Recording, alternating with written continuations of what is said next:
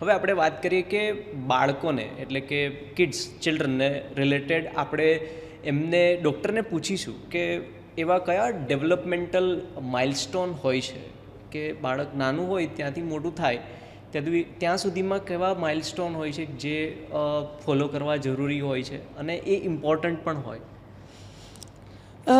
Milestone is a very big topic. બહુ બધા નાના નાના વસ્તુઓ હોય કે કેવી રીતે પકડે છે, કઈ આંગળી પહેલાં વપરાય છે, ગ્રાસ કયો પહેલાં પકડાય છે.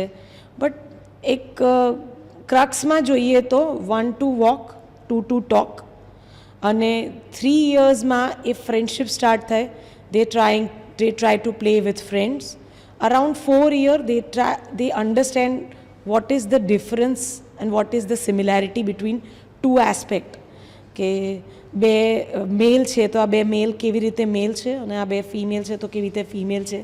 આવા નાના મોટા તફાવત એ 4 વર્ષે કરે.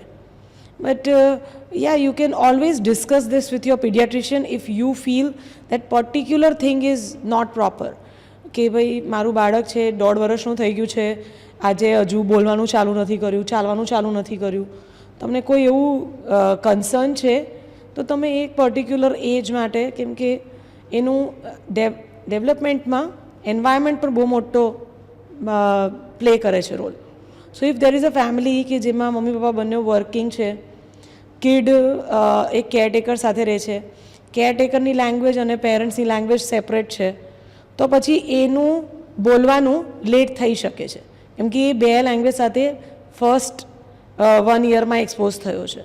સો દેર આર વેઝ કે નાના નાના ડિફરન્સીસ દર બાળકના અલગ હોય, પણ પ્રાઇમરીલી અગર આવું જોઈએ કે 1 to walk, 2 to talk, અગર તમને એવું લાગે કે ના આ બધું હિટ નથી થઈ રહ્યું તો પછી તમે જઈને પીડિયાટ્રિશિયન સાથે ડિસ્કસ કરી શકો છો કે પર્ટિક્યુલરલી આમાં મને કન્સર્ન થવું જોઈએ કે ના થવું જોઈએ.